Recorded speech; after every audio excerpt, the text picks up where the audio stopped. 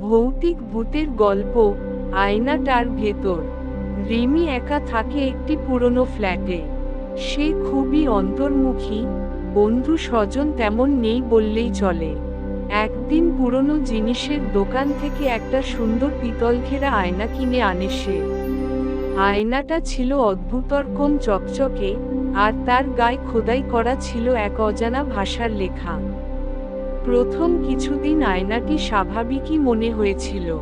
তবে এক রাতে রিমি দেখল আয়নায় তার প্রতিবিম্বটা একটু আলাদা রকমের, মুখে একটা হালকা বাঁকা হাসি, যেটা রিমির মুখে ছিল না। সে চমকে উঠল, কিন্তু ভেবে নিল হয়তো চোখের ভুল। পরদিন রাতে আবার একই ব্যাপার, কিন্তু এবার আয়নায় থাকা রিমি তাকে চোখ টিপল। রিমি আতঙ্কে আয়নাটা ঘুরিয়ে দেয় দেয়ালের দিকে। কিন্তু ঘুমানোর সময় একটা শব্দে তার ঘুম ভেঙে যায়, টিক টিক টিক।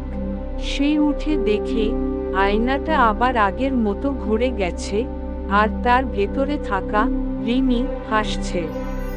রিমি পালাতে চাইল, কিন্তু তার পা জমে গেছে।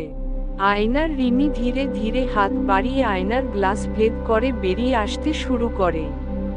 তারপর রিমির চিৎকার আর কেউ শোনেনি। পরদিন প্রতিবেশীরা শুধু শুনেছিল একটা কাঁচ ভাঙার আওয়াজ। ফ্ল্যাটে ঢুকে তারা পেল একটা উল্টে রাখা আয়না, যার ভেতরে আজও কেউ একজন দাঁড়িয়ে আছে।